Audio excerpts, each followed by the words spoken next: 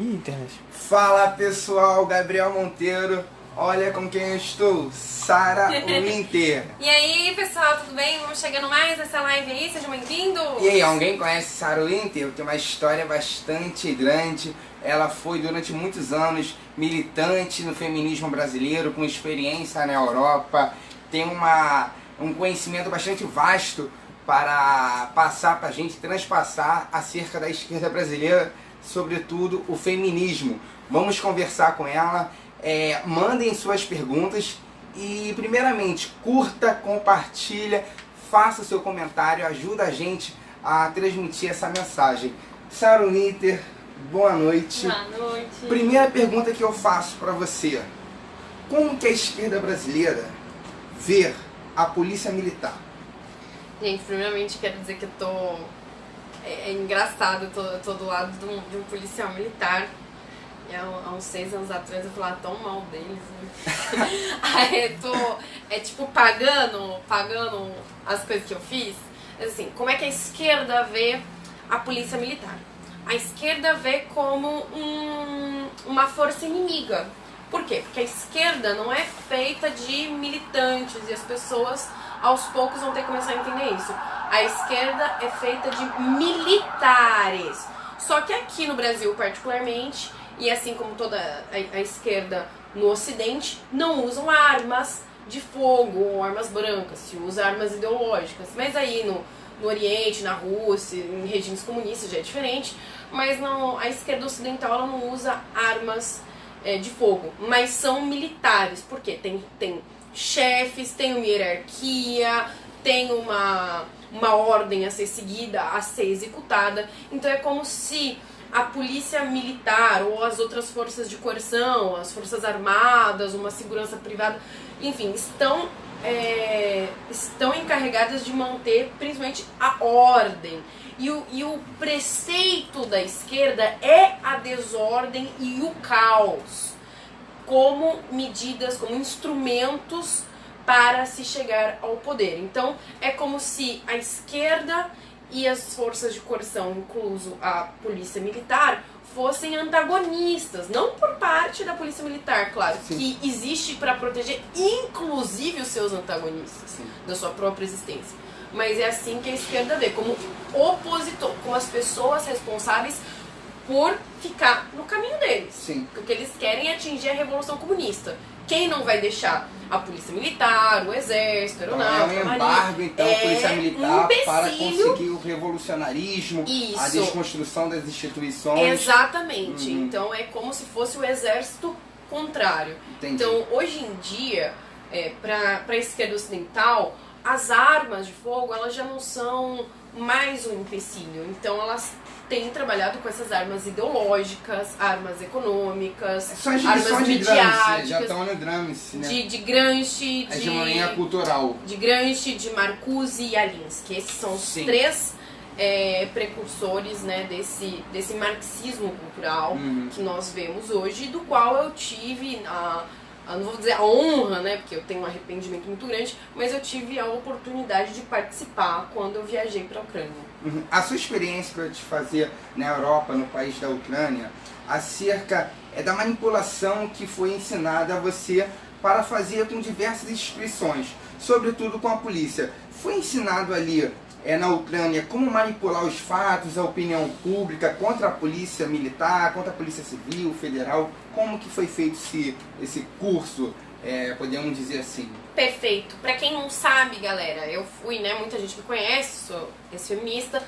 Pra quem não sabe, quando eu comecei a entender um pouco sobre feminismo, eu fui treinada, eu passei um mês, né, passei 30 dias na Ucrânia, país muito pobre, mas berço da ex-União Soviética, lá embaixo da Rússia. Peguei um avião, fui financiada, foi tudo pago e eu fui pra lá. Fui pra lá fazer o quê? Fiquei 30 dias sendo treinada pra aprender a ser uma boa ativista, e não uma ativista qualquer, mas uma líder aqui, uma coordenadora do movimento aqui no Brasil.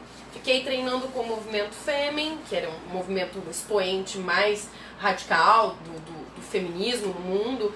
E eu aprendi muitas técnicas de subversão mental inclusive a técnica de como manipular a opinião pública, distorcer os fatos e ter a mídia como uma aliada para provocar nas pessoas a sensação de que as forças de coerção, de que a polícia militar é algo ruim, é algo opressor. Hoje nós levamos muito na brincadeira essa palavra opressora, mas essa palavra opressão, mas se a gente buscar na raiz etimológica dela, é uma palavra ruim. Até dentro Sim. da igreja a gente usa a palavra opressão, né, como uma palavra ruim, é algo que te oprime, que é ruim. Então a gente vê como uma força opressora, uma força que te impede de chegar até o status de liberdade. Então é assim que é mostrada a polícia militar, principalmente pra gente. E nós somos ensinados, eu fui ensinada uma dessas técnicas, por exemplo. E é muito interessante o Gabriel me abordar sobre isso, porque muitas pessoas têm interesse no que eu aprendi de feminismo, de mostrar os peitos, de não sei o quê, de levantar cartaz, mas isso é uma coisa muito importante. Eu fico feliz que a gente tenha essa oportunidade Sim, de mostrar claro. como nós ensinamos, como eu fui ensinada e como, infelizmente, ensinei pessoas no Brasil. Então, tudo isso previamente acordado com a imprensa. Nós temos um mailing, que é uma lista de e-mails, telefones e Pequenos contatos. canais midiáticos ou grandes canais? Não, grandes canais. Grandes canais. Canais Globo, R7, G1, Band, IG, e canais internacionais, claro. Agência F, Reuters, Alliance France Presse. Já é feita uma encenação toda Isso, para previamente. captar uma informação, uma manipulação. Tudo previamente acordado com a imprensa, de que eles... É porque como... Deixa eu explicar para as pessoas que estão assistindo a gente como é que funciona. Não é mais... Hoje nós não temos muito mais fotógrafos de jornais. O que acontece é que nós temos agências de fotografia. Essas agências de fotografia, elas vão lá, cobrem o evento e fazem o upload das fotos nas suas plataformas. Os jornais vão lá e compram essas fotos. Então, nós acordávamos com as agências de fotografia de que elas só subiriam para download, para disponibilizar a compra das imagens para os sites, fotos em que realmente desse a impressão de que a polícia estava batendo na gente. As outras fotos que a gente estava batendo na polícia, as outras fotos que a gente estava provocando a polícia, essas fotos não subiam.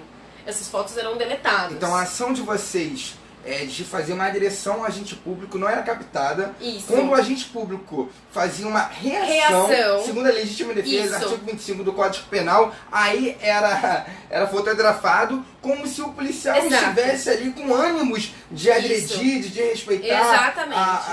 ali a manifestação, o direito a se opor ao Estado. Então é toda uma encenação mesmo, não propriamente dito. Isso. A forma, o modus operandi é desonesto. Sim. E com cunho ideológico. E o pior de tudo é que a gente não a gente não se... Eu, pelo menos, quando fazia isso, eu não me sentia uma mentirosa. Eu me sentia uma heroína. Porque que eu pensava assim, meu Deus, assim eu estou desconstruindo o machismo dessa instituição patriarcal que quer oprimir os direitos individuais das pessoas, e assim eu vou estar salvando um monte de mulher que precisa, eu vou estar salvando muita gente. Então, a lavagem cerebral é tão grande que nós, que somos militantes, nós somos convencidos de que com essas ações nós vamos estar fazendo mesmo bem para imorais. outros. Mesmo que Lógico, imorais. com certeza. Assim Ilegais. Ilegais, não existe um parâmetro de moralismo. A ideologia vale mais do que a normativa. Muito mais. É imprescindível deixar claro para as pessoas que nesse treinamento, nessa lavagem cerebral que a gente passa, nós aprendemos a cumprir ordens. Por isso que eu falo, nós não somos só militantes, nós somos militares. Nós temos ordem a cumprir, nós temos satisfação que a gente deve para os superiores. Nós recebemos para isso, nós somos financiados para isso. Depois a gente entra nesse assunto que é importante também. E a gente é muito melhor remunerado que um policial militar. Também é muito difícil. A né? gente é muito difícil. eu tô rindo, mas é de Ainda nervoso. mais ser praça. A gente ganha em dólar, então não tem comparação. Eu ganhava em dólar, recebi em dólar, enfim. Igual. Eu não posso falar, mas eu sei que tá aí, pode. Pode repetir? Repete? Fica à vontade. Fica à vontade, aqui é uma live. Eu não posso falar, mas ele pode, entendeu? Fica à vontade, aqui é uma live. É importante as pessoas saberem que nós somos Essa palavra desconstrução, desconstruir, essa palavra é etimologicamente errada. Não existe desconstrução. Existe destruição, Gabriel. Só que as pessoas não entendem isso e muitas vezes nós que somos de direita, a gente cai nessa narrativa falsa, nessa guerra semântica que a esquerda constrói. Eles destroem tudo. Eles destroem tudo, inclusive a linguagem. Então não existe desconstrução. Você constrói uma coisa, você coloca, você vai construir um muro e tal. Você não... E aí, como que você faz o trabalho contrário? Você não desconstrói, você destrói. Então você não desconstrói os seus valores familiares. Você destrói eles para construir novos valores. Então a minha percepção da realidade, ela foi distorcida, ela foi destruída. E uma nova percepção foi implantada na minha cabeça de que eu teria que ser a responsável, a liderança, a coordenação aqui no Brasil para atingir um estado de plenitude e gozo para as mulheres do mundo inteiro, onde as mulheres seriam livres, onde não haveria mais estupro, onde não haveria mais violência doméstica, onde os homossexuais não sofressem, onde os negros não sofressem mais racismo. Utopia, é preciso romper com todo o paradigma de construção da sociedade moderna. Então, pra gente chegar até esse mundo perfeito, o qual, na verdade, se chama Revolução Comunista, mas a gente é proibido de falar esse nome, nós temos que falar que é justiça social ou muito democracia. Para atingir esse estado de democracia, que na verdade é comunismo, sim, e a gente pode falar porque é feio, assusta as pessoas, os novos adeptos, nós somos instruídos a passar por cima de todo e qualquer valor moral. A verdade, a dignidade da pessoa humana, qualquer coisa. A vida, então roubar tá permitido, matar, distorcer. Basicamente o que o PT fez tudo. Durante seus 14 anos no Exato. poder. É o mesmo que modus operandi. desrespeitou leis, desrespeitou portarias, fez uma corrupção em massa, Petrolão, Lava Jato, é um modus mensalão, operandi maquiavélico. Maquiavélico Não no poder. sentido de ser malvado, mas na etimologia correta da palavra, de Maquiavel, de Nicolas Maquiavel, que falava que os meios, que o fim justifica os meios. Então, exatamente isso que a gente pensa. Nós, para construirmos um mundo onde todos serão felizes, alguns têm que morrer, alguns têm que ser falsamente acusados. Então não tem problema, porque a gente precisa pensar, né, na maioria das pessoas. Então, que se danem esse resto de pessoas. Então, nesse caminho, eu fiz muita coisa errada, Gabriel. Então, sabe o que a gente fazia? A gente, quando o policial prendia a gente, nós, no caminho entre o local dos fatos e a delegacia, nós nos machucávamos propositamente. E não era qualquer machucado. Nós somos ensinados a fazer as coisas da maneira correta para que numa suposta... Como é que chama? Quando vai pro IML? Pra perícia, não dê ali no laudo que foi que foi autoprovocado. Então, por exemplo, eu pedia pra minha amiga fazer em mim, que é diferente quando você se faz, claro, e pra ela abrir mais a mão, porque a mão de um homem é maior. Então nós pensávamos, é tão maquiavélico que a gente pensava nos mínimos algo realmente detalhes. pensado. Quando colocavam a algema na gente, eu fazia questão de friccionar bastante a algema, como se ele tivesse apertado, e depois nós reportávamos tudo isso aos delegados, e sempre tinha vários advogados de direitos humanos lá. Você acha, Sara, que há muitos policiais que são injustiçados com imputações criminais por causa dessa manipulação que ocorre e a mídia abraça essa ideia? Às vezes o policial fazia uma prisão, uma prisão ou apreensão, dependendo da idade da pessoa, conforme os ritos processuais, e a pessoa se autolesionar dentro da viatura, chegar na unidade, no distrito policial, mostrar as marcas, ser feita a perícia e é constatado na direção do policial um policial que é honroso, trabalhador, que está defendendo a sociedade. Você acha que há muitos policiais injustiçados? Tenho certeza absoluta, porque eu já fiz isso pelo menos, eu acho que eu fiz isso umas 7, 8 vezes. Demais, ou às vezes chegava ali chegava na delegacia e falava que precisava ir no banheiro e me machucava, e cheguei a acusar um policial aqui no Rio de Janeiro de que ele havia ameaçado me estuprar dentro da viatura, e com a certeza... Nada disso tinha ocorrido. Não, mentira. E as testemunhas já estão todas programadas a corroborar. Antes das ações que a gente fazia na rua, dos movimentos feministas, a gente já inventava a história e já ia com a história previamente ali. Com as testemunhas prontas, com as marcas prontas.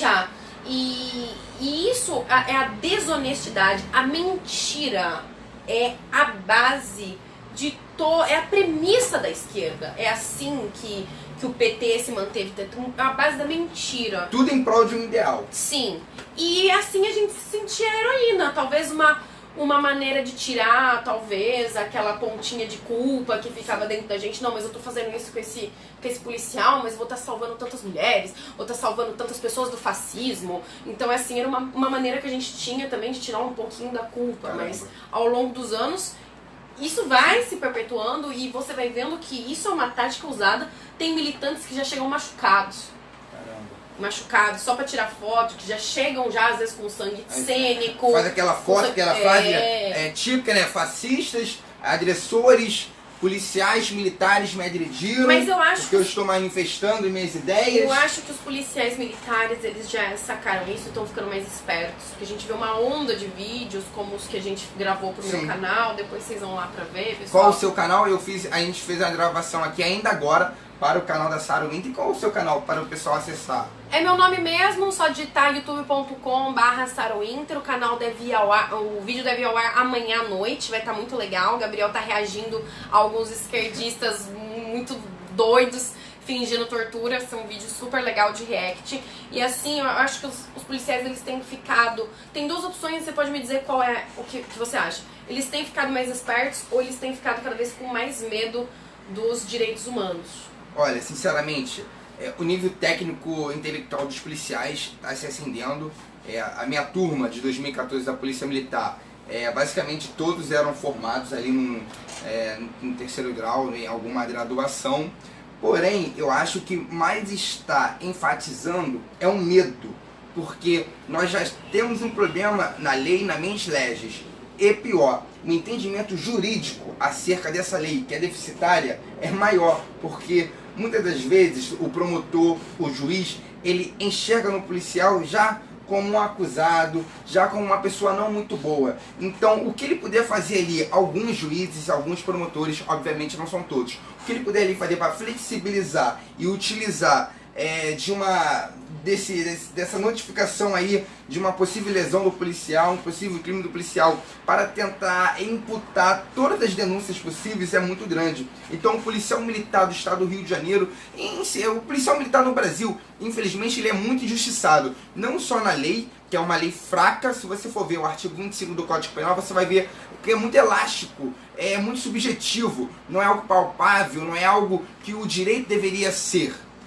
Basta o entendimento do promotor e do juiz. Então o policial militar, ele fica entregue ao entendimento de uma pessoa que muitas das vezes é partidária, é ideológica. Então eu acredito que o policial militar hoje está com muito medo da sua corregedoria, com muito medo do judiciário, do Ministério Público, para exercer o seu trabalho, e isso infringe diretamente contra o interesse público, porque uma polícia fraca, uma polícia que tem medo de exercer a sua função legal, sua função constitucional do artigo 144 da Constituição, enfraquece a segurança pública, enfraquece o poder de você defender a sociedade. Com isso temos uma sociedade com menos zelo, por causa dessas ações ruins da esquerda, de pessoas ideológicas contra o certo, para acusar o policial, para tirar a eficiência da polícia militar. Gabriel, eu quero te fazer uma pergunta agora. Você acha que vai mudar, a vida dos policiais vai mudar com o nosso Ministério dos Direitos Humanos agora sendo controlado por uma pessoa conservadora? Você acha que a vida vai mudar dos policiais? Sim, salientando que direitos humanos é imprescindível. É imprescindível que haja direitos humanos. O que é os direitos humanos, senhores? Observe o artigo 5º, o artigo 6º, o artigo 7º, artigo 5º, direitos e garantias individuais e coletivas, artigo 6 da Constituição, direitos sociais, artigo 7 ali da Constituição, são os direitos trabalhistas. São direitos inalienáveis, são protegidos em cláusulas pétreas, tem que ter. Eu tenho que ter meus direitos e minhas garantias. O problema é nós fomentarmos ao ponto que gera injustiça, gera impunidade. Os direitos humanos não podem ser uma ferramenta para gerar impunidade para a sociedade.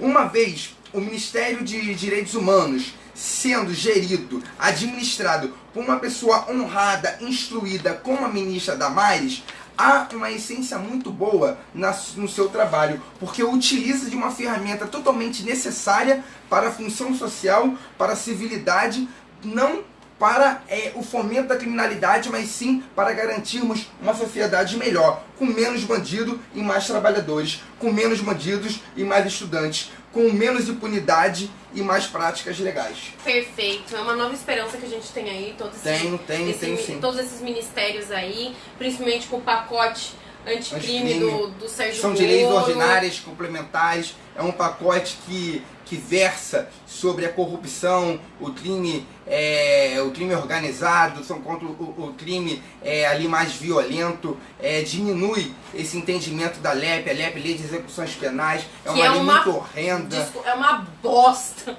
É uma lei muito Você me desculpa, mas a Lei de Execução Penal é uma bosta. Tudo que vocês imaginarem, tem um vídeo no meu canal sobre os 5 bizarrices da segurança pública brasileira, e das 5, 4 sai da LEP, que é visita íntima, saidão para preso, o artigo 120 da LEP, é o preso cumprir 1/6 da pena e já poder conviver com uma sociedade que ele a fez refém, que ele a fez vítima. A mudança da Lei de Execução Penal é indispensável para ter uma sociedade com mais segurança e também botar na cabeça das pessoas o verdadeiro conceito de justiça que foi perdido. Sim. As pessoas agora, por conta da esquerda fomentar, têm uma dificuldade muito grande de entender o que é justiça, né? São Tomás de Aquino define a justiça como dar ao indivíduo aquilo que lhe pertence. E eu acho que é uma definição incrível, porque você dá ao indivíduo aquilo que lhe pertence. Então, perfeito. Se a ele é pertencido devido à pena, dê a ele. Se a ele não é pertencido, não dê. Sim, então, dentro do rito processual, dentro do procedimento jurídico, perfeito. Nós não estamos querendo aqui fazendo um estado de exceção, um estado que a pessoa tem que morrer porque está cometendo um crime não, ali. Não é lei a de legítima Daniel, defesa, não é. A gente não está brigando nisso. Está defendendo o seguinte: dentro de um processo jurídico, se foi provado que a pessoa cometeu alguma infração penal, nada mais justo que ela pague pelo seu erro, por 2 motivos. Primeiro, para a prevenção do crime, segundo, para a repreensão do crime. Sem esses institutos assegurados, nós não temos uma sociedade segura, nós temos uma sociedade como nós temos hoje. Sim. A última pergunta que eu te faço, Sara Winker, é acerca da situação calamitosa que os policiais militares vivem, ou melhor, sobrevivem. Nós hoje temos uma taxa muito horrenda, inexplicável de policiais mortos, policiais sem condições alguma de trabalho. E se você for visitar alguma UPP no estado do Rio de Janeiro, você vai ver o que é o significado de desrespeito à dignidade da pessoa humana. Como que a esquerda vê esses policiais sendo tão vilipendiados nos seus direitos, sendo tão desrespeitados, perdendo o princípio do direito à vida, perdendo o princípio dos direitos humanos? Como que a esquerda vê essa situação? Eles se sensibilizam? Não. Como que é? Não existe nenhuma sensibilidade da esquerda com os policiais e a fatídica história de vida deles, o cotidiano das famílias. Majoritariamente negros, pobres, sim, moradores de favela. Sim, não existe. Que é a polícia militar. Inclusive, existe a exclusão desse indivíduo dos grupos que participam, caso tenham amigos que são de esquerda, completamente excluído, é visto como um traidor.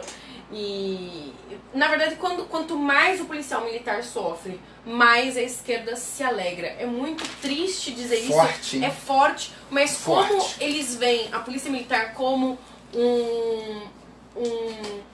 um algoz, como uma pedra no caminho, o que eles querem mesmo é tirar essa pedra do caminho para que eles consigam chegar ao poder. Então não importa o vilipêndio de respeito, não.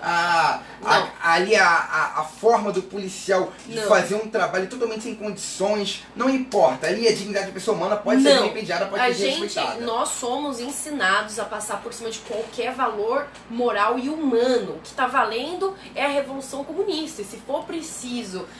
Quantas vezes a gente não vê os esquerdistas falando que se for preciso, pegam no fuzil, não sei o quê. Isso não é mentira, isso não é só um grito de guerra, isso é verdade.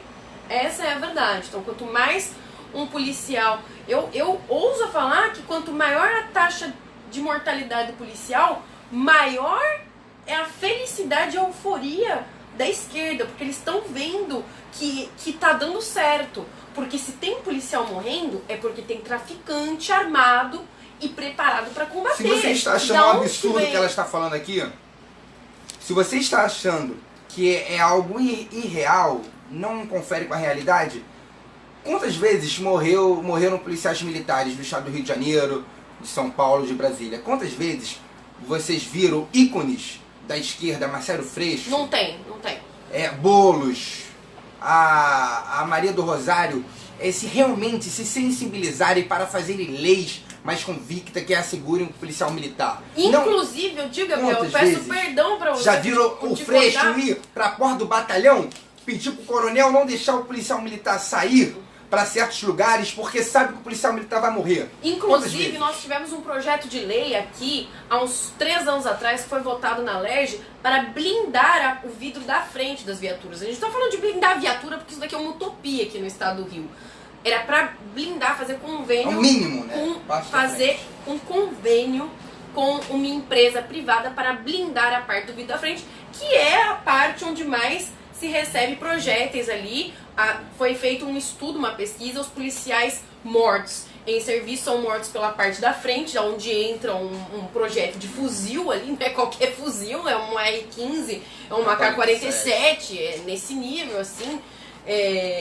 E aí decidiram blindar a parte da frente, porque blindar a viatura toda não dá, infelizmente não dá, é o sonho que a gente tem, mas infelizmente não dá. Não tem nem para-choque as viaturas aqui no Rio, os policiais fazem vaquinha para conseguir Inclusive, andar. nós temos que, não são todos os casos de viatura que o policial militar tem que pagar, mas eu já sofri alguns casos que infelizmente eu tive que ceder do meu pouco dinheiro para a manutenção básica ali da viatura, que é óleo, pneu, pastilha de freio. E se alguém acha que não deve falar, eu falo. Eu mesmo, muitas das vezes, já paguei a manutenção básica da minha viatura. Ou fica sem. Ou paga, ou pior, acontece uma ocorrência ali de um tiroteio, uma criança baleada.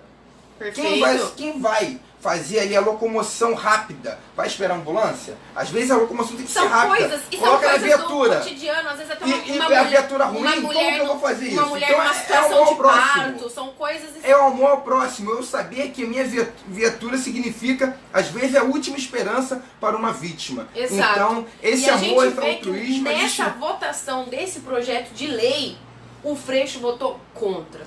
Não acredito. O Marcelo Freixo do PSOL votou é contra a blindagem. Deputado federal. Não Eleito. Então, toda vez que algum ativistazinho que se diz lutar pelos direitos humanos, desses do PSOL, chegar e falar, mas eu luto pelos direitos humanos, essa pessoa não merece nenhum olhar nos olhos, porque compactua com a morte de policiais todos os dias. O cara votou contra, dizendo que não tinha dinheiro suficiente para a realização para ONG tem. desse... Exato. Para a ONG então, tem. assim, para tirar dinheiro da ONG lá do Amarildo, como foi feito pelo PSOL, para extorquir dinheiro, para fazer lavagem de dinheiro ali na ONG do Amarildo, entendeu? Teve disposição. Agora, para proteger, pelo menos pela frente, o policial, isso não tem. Então a gente tem que começar a cobrar, porque o Marcelo Freixo, os eleitores dele são do PSOL? São, mas ele como deputado federal, ele fala por todos. E temos que cobrar. Claro. Isso dele tem que ser cobrado. Foi na gestão, foi no mandato dele como deputado estadual? Foi, mas agora como deputado federal, isso tem que ser cobrado também. Porque o mandato muda, mas a pessoa não. O mandato muda, mas a índole não. E eu peço, eu quero dizer para as pessoas que eu tenho tentado me redimir pelas coisas que eu fiz. Já faz 2 anos que eu organizo aqui no Rio de Janeiro a marcha em valorização da vida dos policiais, que sempre acontece em junho. Verdade. Fica o convite aí pra vocês, ainda vou organizar esse ano, porque no Rio de Janeiro eu sempre falo todos os dias que as pessoas mais corajosas, talvez até as mais loucas, no Rio de Janeiro são as que escolhem ser policial militar.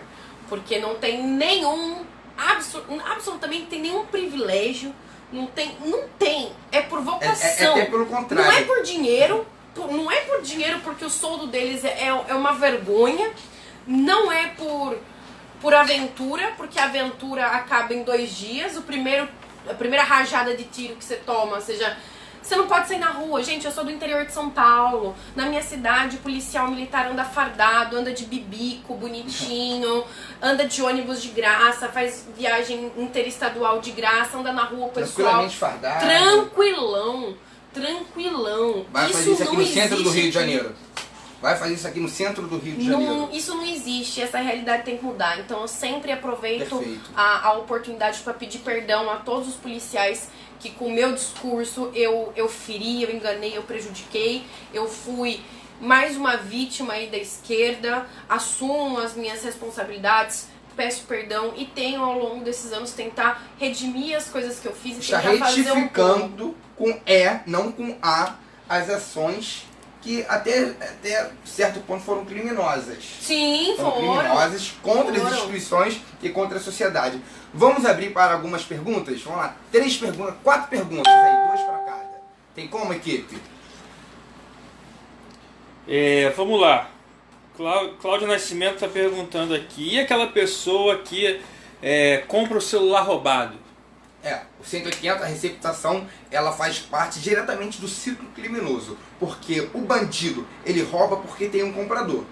Se há um comprador ali financiando a prática delituosa do marginal, ele faz parte diretamente de um ciclo que gera em mais de 2.000 latrocínios em território brasileiro. Ou seja, o cara é tão bandido como o cara que roubou. O cara que compra um aparelho roubado, o cara é tão marginal como aquele que roubou. Porque se aquele que roubou não estivesse para quem vender, não haveria o roubo. E isso inflige diretamente contra ele próprio. Porque ele com esse celular, ele vai andar na rua, ele poderá ser assaltado. Exatamente, ele Olha vai ser como uma o ciclo vítima volta. do próprio sistema ao qual ele foi parte.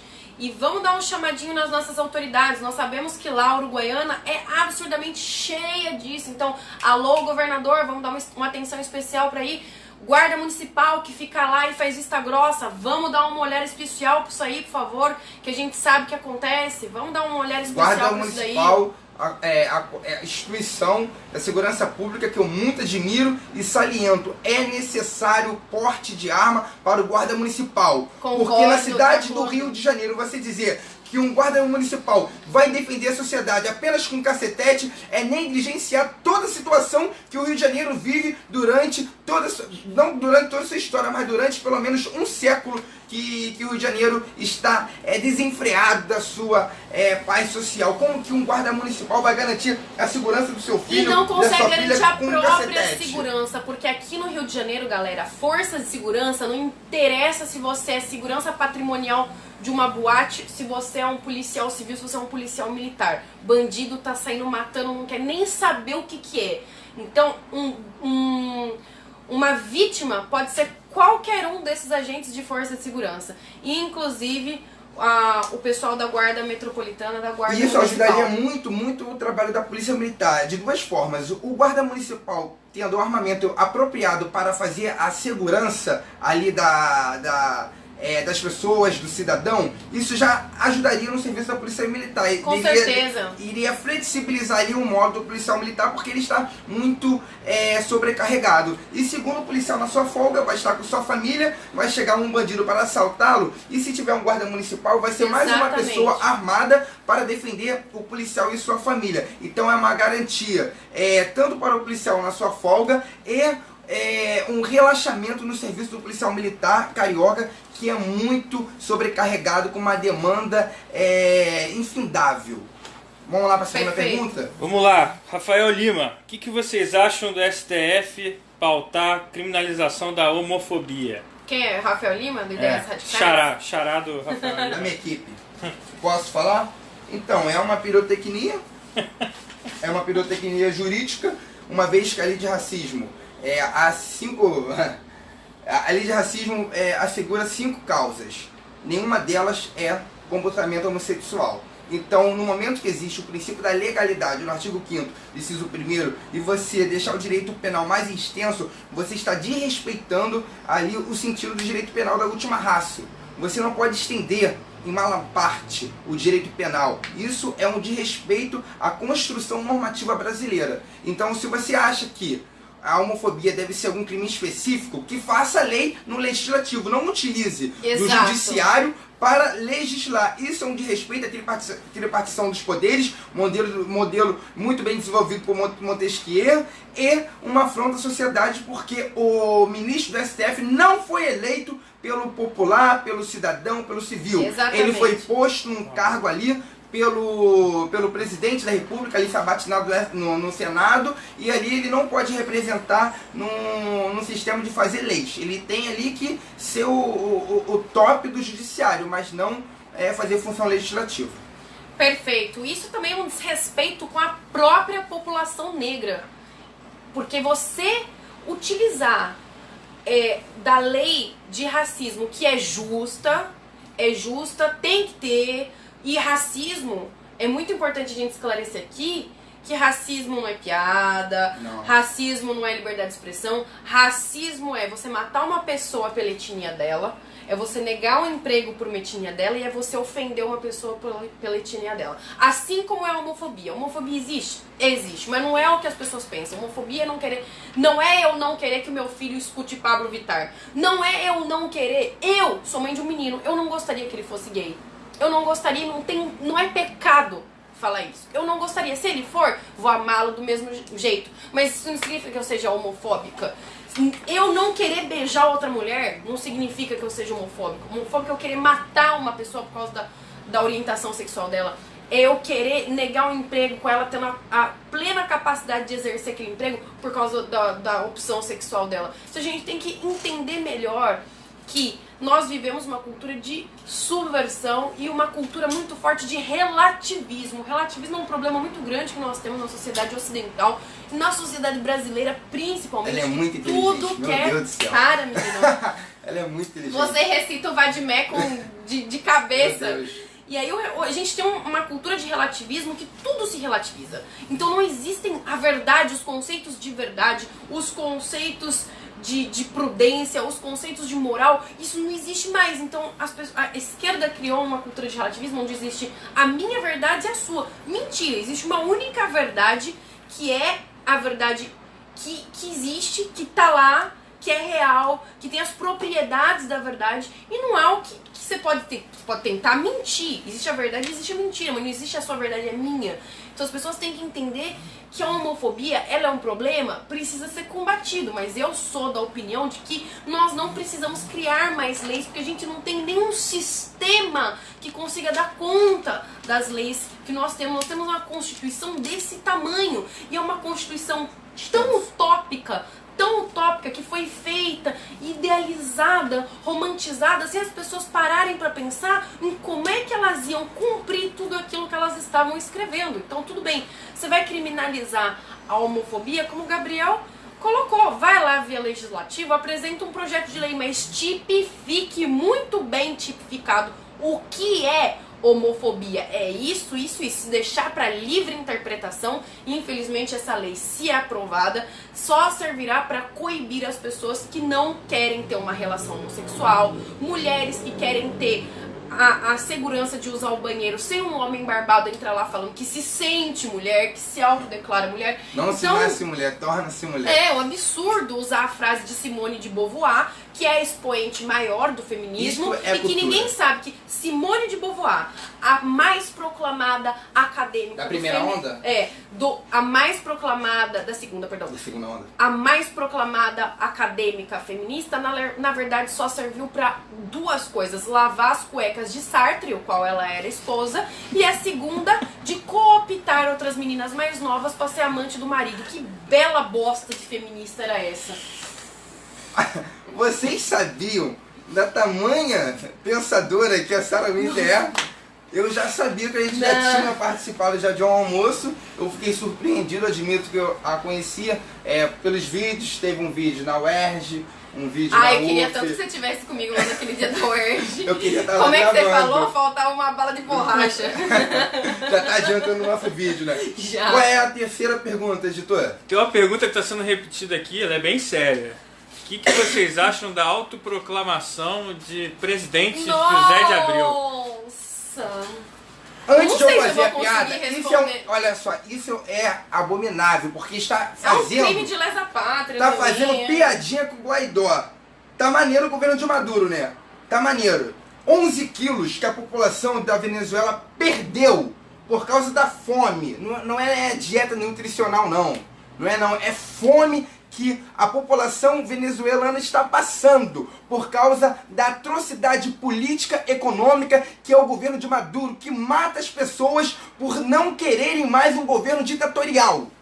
Está se fazendo piada. O Guaidó, ele é, segundo a Constituição, o sucessor do Maduro, uma vez que as eleições lá de 20 de março foi fraudada por Maduro, utilizou de assistencialismo barato do governo para que as pessoas votassem e coibição dos seus opositores, que um está preso, outro com direito político impedido, de forma arbitrária. Não é igual Lula não, que roubou a população brasileira. Lá na situação da Venezuela, são pessoas que são impedidas de exercerem os seus direitos. Não sei especificamente no caso desses dois políticos que foram impedidos, mas o que eu vejo é a população da Venezuela se manifestando contra o governo que mata as pessoas, e tá aqui esse palhaço desse ator global fazendo piadinha. Ele, além de ser um nércio, ele é um escroto, babaca, e não merece um sequer do nosso respeito. O pior de tudo isso é ver as mulheres apoiando ele.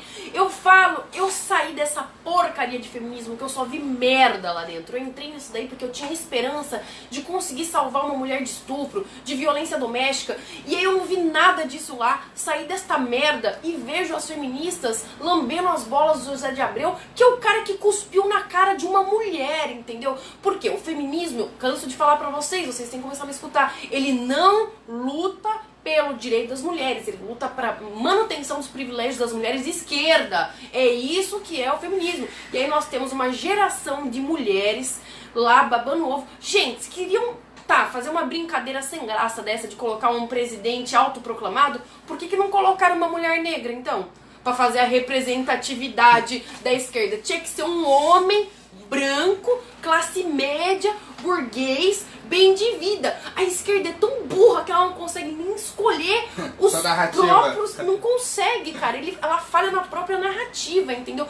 Uma boa pessoa pra ter se autoproclamado era, por exemplo, a viúva da Marielle. Eu acho que ia ter dado muito mais certo, o povo ia aderir mais, ia ter uma guerra civil se isso acontece. Mas não, o primeiro babaca que teve a ideia e foi lá, eles aceitaram. Então, assim, que tipo de feminista é essa que aceita que um cara branco, burguês, que cospe em mulher, que incita a masculinidade tóxica de uma pauta que elas reclamam, que chamou o cara que era namorado da menina que ele cuspiu na cara de covarde porque não bateu nele. Então, assim, não tinha uma figura melhor. Tomara que eles não levem essa minha sugestão. Quem sabe eles não pedem o impeachment do José de Abreu hoje e não escolhem uma figura melhor. Mas isso é verdade, tudo. Primeiro que é um crime contra a pátria, um crime contra a honra do presidente, é um vexame, é um mico que merece um vídeo só dedicado a isso, é um mico muito grande. O cara, se a gente perguntar pra ele, pode ser presidente, mas é nível de Dilma Rousseff, eu já discuti com ele no Twitter, se a gente perguntar a definição da lei, as propriedades da lei, o cara não sabe. Então, assim, eu acho que tá bem compatível com a esquerda, assim, o nível dele. Candidato perfeito, Candidato perfeito. Mas, assim, é interessante ver como que as mulheres de esquerda aceitaram tão facilmente. Eu acho que elas estão mais submissas que nós, hein, da direita aqui. Acho que tá precisando de um pouco mais de empoderamento, teve uma galera. vice aí do Haddad aí que... Nossa, essa daí nem apareceu. Não lembro nem o nome dela, porque eu não escutava falar. E é importante falar que esse cara, ele tá fazendo piadinha com o pessoal da Venezuela. E é interessante a gente lembrar que nas eleições fraudulentas de Maduro, 2 meses antes, esse diabo, porque menos do que diabo ele não é, ele baixou o preço da gasolina para centavos. Ele distribuiu comida, ele fez uma barganha com as pessoas que estão morrendo. Então, assim, é incrível como as mulheres de esquerda são... Parece que elas que dão a força. A gente tá com uma força de movimentos feministas muito grande no Brasil, que são os expoentes agora, que esse negócio de protagonismo da mulher, a gente viu isso no 8 de março, a gente viu isso, elas que têm acendido isso, e isso tem que ser combatido. E aí eu sempre pergunte pra elas no seu debate, se tem uma amiga feminista, pergunte se ela apoia o regime de Maduro, que tem feito desgraça na vida das mulheres venezuelanas e nas mulheres lá de Pacaraima, de Boa Vista, de todo o estado de Roraima. Por quê? Sabe por quê? Porque as mulheres estão vindo para esse lado para se prostituir. Inclusive, lá em Roraima, elas são conhecidas como Las 80, porque elas cobram R$80 para venderem o corpo. Com R$80 elas conseguem sustentar a família. Então, enquanto o José de Abreu tá aqui, tendo as suas bolas lambidas pelas feministas brasileiras, meninas de 7, 8 anos de idade estão se prostituindo em Roraima para levar um pedaço de pão para casa. As mães venezuelanas estão entregando seus bebês na fronteira para famílias desconhecidas, para eles não morrerem de fome. A adoção ilegal, não sabe se essa criança vai ser usada, vai ser vendida, o que vai, mas é uma perspectiva, ou ela morre de fome, ou ela pode ter outro. As mulheres na Venezuela, elas estão se esterilizando, elas estão fazendo todo tipo de esterilização, tirando o útero ou fazendo laqueadura, porque elas querem continuar a vida sexual, mas elas não podem engravidar porque elas não vão ter como criar essa criança. Então nós temos mulheres férteis de 17, de 18, 19 anos que estão se esterilizando porque não podem ter filhos, mulheres dando seus filhos, mas o babaca aqui sendo sustentada por um monte de feminista lambibola. Então, isso assim, tudo é gerado, proporcionado por uma política econômica equivocada, vinda lá do Chaves, que proclamou ali o governo bolivariano, vendo seu sucessor Maduro, e com isso gerou-se uma inflação, um problema deficitário na economia, uma inflação chegando a 1 milhão%, fazendo com que o dinheiro fosse menos valioso do que um papel higiênico. Se você fosse limpar, você vai fazer uma necessidade básica, fisiológica, num banheiro, e é mais economicamente mais custoso você se limpar com dinheiro do que com papel higiênico. Exato. Por causa da inflação. Na verdade, que é a política econômica da Venezuela. Na Venezuela já não tem mais notas de dinheiro. Eu tenho muitos amigos venezuelanos e não existe mais nota. Se você quiser nota, bilhete de dinheiro, nota de R$10, não sei o que, de bolívares, não tem mais nota. Se você quiser sacar dinheiro num caixa eletrônico, não tem mais. Inclusive, enquanto José de Abreu tá aqui se proclamando presidente do Brasil, apoiando o regime de Nicolás Maduro, só nesse apagão que já dura 4 dias, numa crise energética, uma falta de energia elétrica na Venezuela, 17 pessoas morreram porque os seus equipamentos equipamentos médicos foram desligados por falta de energia, porque não tinha energia para abastecer. Tem como brincar com isso? Então, tem como brincar com isso? E, gente, é foda. Mas, gente, já estamos 45 minutos nessa live. Última pergunta? Última pergunta, vamos lá. Última pergunta. Olha só, antes da última pergunta, curta, compartilha, comente no nosso vídeo para que nossa mensagem seja transmitida para pessoas que a gente não conseguiria pegar através do meu público e através do público da Sara. Às vezes você compartilhando, você está ajudando a fazer que a gente conquiste um público que outrora nós não tínhamos o contato. A última pergunta. A equipe tá falando que não tem mais. Não tem mais pergunta? Acabou. Gente, obrigada. Show de bola. Obrigada, essa live estourou.